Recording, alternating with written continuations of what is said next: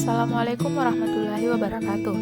Perkenalkan kami dari kelompok 7. Materi pembahasan kita yaitu konsep, prinsip, batasan wacana, dan analisis atau kajian studi wacana. Wacana atau diskurs berasal dari bahasa Latin discursus.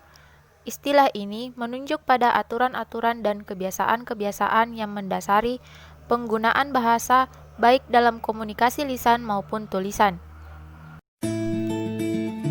Selanjutnya, ciri-ciri dan sifat wacana. Pertama, wacana dapat berupa rangkaian ujar secara lisan dan tulisan atau rangkaian tingkat tutur. Yang kedua, wacana mengungkapkan suatu hal, misalnya subjek. Ketiga, penyajiannya teratur, sistematis, koheren, dan lengkap dengan semua situasi pendukungnya. Yang keempat, memiliki satu kesatuan misi dalam rangkaian itu. Yang kelima, dibentuk oleh unsur segmental dan non-segmental. Menurut pandangan Haliday dan Hasan, mereka mengemukakan bahwa adanya 3 situasi konteks. Yang pertama, medan wacana. Medan wacana yakni menunjuk pada hal yang sedang terjadi. Yang kedua, pelibat wacana. Pelibat wacana yakni menunjuk pada orang-orang yang mengambil bagian pada wacana tersebut. Yang ketiga, sarana wacana. Sarana wacana yakni menunjuk pada bagian yang diperankan oleh bahasa tersebut. Di dalam wacana, terdapat unsur-unsur yang terkandung, meliputi unsur internal wacana dan unsur eksternal wacana. Unsur internal wacana meliputi kata, kalimat, teks, dan konteks. Sedangkan unsur eksternal wacana meliputi implikatur, presuposisi, referensi, inferensi, dan konteks. Selain unsur-unsur wacana, terdapat juga prinsip-prinsip wacana.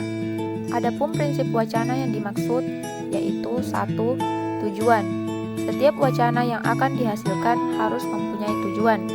Karena tujuanlah yang menentukan jenis wacana apa yang akan kita gunakan, baik wacana naratif, deskriptif, eksposisi, argumentasi, ataupun persuasi. Yang kedua, kohesi. Merupakan keserasian hubungan antara unsur linguistik satu dengan unsur linguistik yang lain di dalam sebuah wacana. Yang ketiga, koherensi. Merupakan kesinambungan ide yang terdapat di dalam sebuah wacana sehingga menjadi satu teks yang bermakna. Yang keempat, sasaran. Sebuah wacana perlu mempunyai pendengar atau pembaca yang merupakan sasaran dari wacana tersebut. Yang kelima, pesan atau isi. Setiap wacana perlu mempunyai pesan atau isi. Pesan atau isi wacana adalah pokok permasalahan yang ingin disampaikan oleh seorang pembuat wacana kepada sasaran wacana. Yang keenam, keadaan. Sebuah wacana perlulah kesesuaian dengan keadaan. Kesesuaian itu menjadi wacana yang relevan dengan situasi ujaran. Yang terakhir, interteks. Artinya, sebuah wacana bergantung pada wacana yang lainnya. Karena melalui interteks, sebuah wacana lebih mudah dipahami oleh pembaca atau pendengar.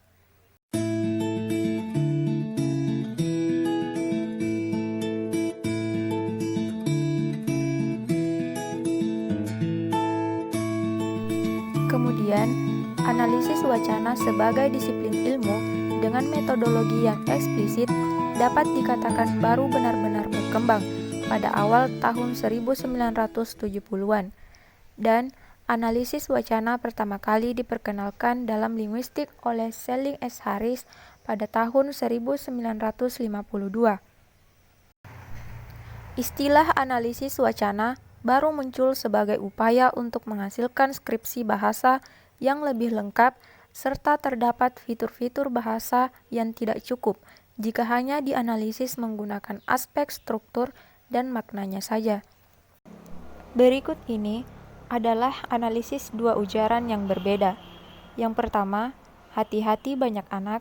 dan kedua, teh ini terlalu manis. Pada ujaran hati-hati banyak anak, umumnya ditempatkan di ganggang sempit. Ujaran ini merupakan peringatan kepada pengendara motor supaya berhati-hati, tidak melaju kencang, sebab di kawasan itu banyak terdapat anak kecil yang sedang bermain dan berlalu lalang di jalan. Tetapi, jika ujaran ini diberikan kepada petugas KB, misalnya peringatan itu terdengar lucu, sebab sudah hati-hati tetapi juga masih banyak mempunyai anak. Dan ujaran selanjutnya, teh ini terlalu manis. Dalam ujaran tersebut, merupakan bentuk ketidakpuasan seorang pelanggan terhadap rasa teh yang dibelinya di kantin. Namun, bagi orang Bandung, kata teh terlalu manis merupakan seorang gadis yang manis.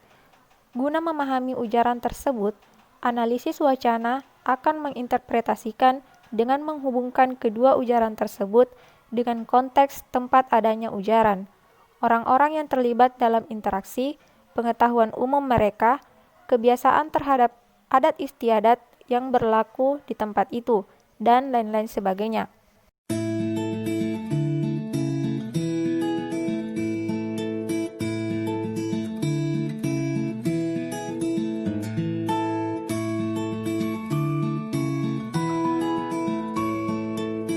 Contoh ujaran selanjutnya adalah sesuai dengan pemahaman konteks. Contohnya, seorang kepala pelayan mengatakan ini kepada pelayannya, bakso meja 4, sate meja 5, teh hangat meja 6. Jika seorang pelayan yang mendengarkan perintah majikannya itu memahami bahwa orang yang duduk di meja 4 adalah pemesan bakso dan begitu pun seterusnya. Jadi, bakso pada kata 4 dipahami sebagai pemesan bakso. Pada ujaran selanjutnya, Bu, ikannya di kolam mati lagi. Dan, ikannya tadi dimasak apa, Sri? Kok nggak seperti biasanya? Referensi ikan pada kalimat pertama dan kedua, yaitu kata mati. Pada kalimat pertama, mengarahkan pendengar untuk menginterpretasikan ikan sebagai sejenis hewan yang dipelihara karena sirip dan dagingnya. Kata dimasak pada kalimat kedua, mengarahkan pendengar untuk menginterpretasikan bahwa ikan yang dimaksud adalah ikan yang sudah mati tetapi dibersihkan sisiknya, sudah dipotong-potong dan sudah dibumbui serta dimasak. Berdasarkan uraian tersebut, analisis wacana menginterpretasikan makna sebuah ujaran dengan memperhatikan konteks, sebab konteks menentukan makna ujaran tersebut.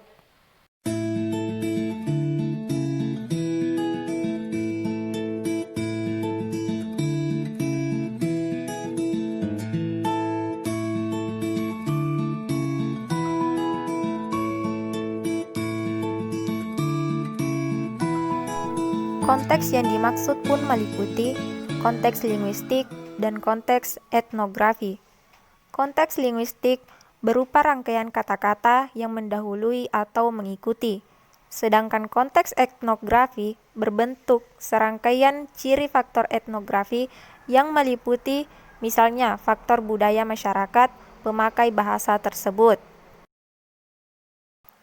Di dalam analisis wacana berlaku dua prinsip, yakni prinsip interpretasi lokal dan prinsip analogi. Prinsip interpretasi lokal adalah prinsip interpretasi berdasarkan konteks, baik konteks linguistik ataupun konteks non-linguistik. Sedangkan prinsip interpretasi analogi adalah prinsip interpretasi suatu wacana berdasarkan pengalaman terdahulu yang sama dan sesuai dengan apa yang telah dialami.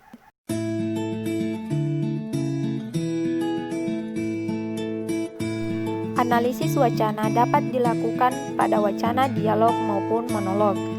Menurut Jack Richard Shamsuddin 1992, terdapat hal-hal pokok yang menjadi perhatian analisis wacana dialog, yaitu aspek kerjasama partisipan percakapan, tindak tutur, penggalan pasangan percakapan, pembukaan dan penutupan percakapan, pokok pembicaraan, giliran bicara, percakapan lanjutan, unsur tata bahasa percakapan, dan sifat rangkaian percakapan. Sebenarnya, Hal-hal pokok yang menjadi perhatian analisis wacana dialog sama saja dengan wacana monolog. Hanya saja, pada wacana monolog tidak ada aspek tatap muka, penggalan pasangan percakapan, dan kesempatan berbicara. Selanjutnya, sebagai analisis wacana perlu memperhatikan skemata. Skemata adalah pengetahuan yang terkemas secara sistematis dalam ingatan manusia. Skemata berfungsi baik bagi pembaca ataupun pendengar wacana, maupun bagi analisis wacana.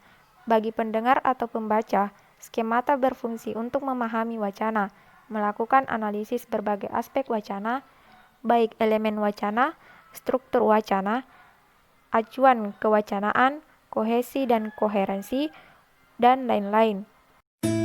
Demikian penjelasan kami mengenai konsep, prinsip, batasan wacana, dan analisis atau kajian studi wacana. Wassalamualaikum warahmatullahi wabarakatuh.